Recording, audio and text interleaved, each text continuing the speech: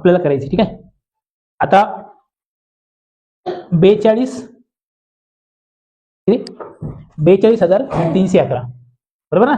42,311 अधिक 65,36,624 ही आडवी मांडणी आहे. आपल्याला उभी मांडणी करून घ्यायची. बघा आता उभी मांडणी करत असताना कसं करतो आपण, आता हे तर लिहितो, हे 42,311 हे तर असं लिहितो आपण बरोबर.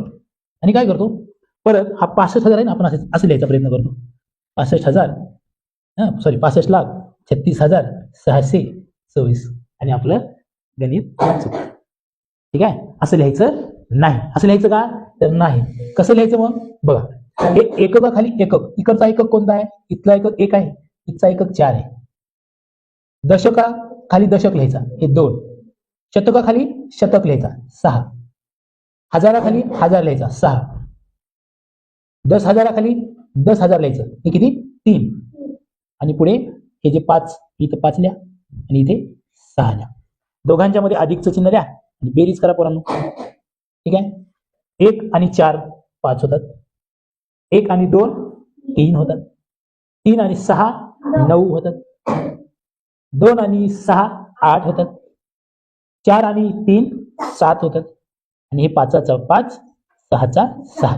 या पद्धतीने जर तुम्ही बेरीज केलो कितीही देऊ द्या मग त्या पद्धतीने बघा.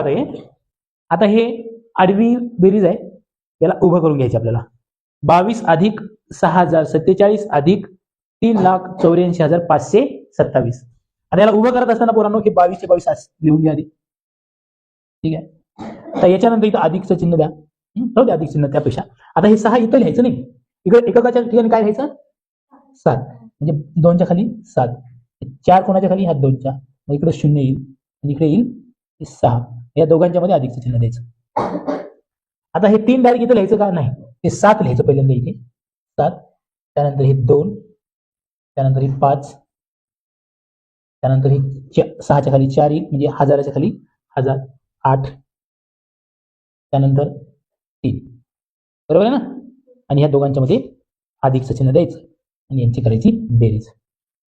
2 आणि 7 9, 9 आणि 7 किती रे 16, 16चे 6 हातचा 1. बघा 1 आणि 2 3, 3 आणि 4 7 आणि 7 आणि 2 9, 7 आणि 2 9. बघा आता इथे हे 5चा 5, त्यानंतर 6 आणि 4, 6 आणि 4 किती 10चा किती रे 0, हातचे 1, 1 आणि 8 9 आणि हा 3. झालं की नाही उत्तर. या पद्धतीने तुम्हाला सोडवायचं आहे. ठीक आहे.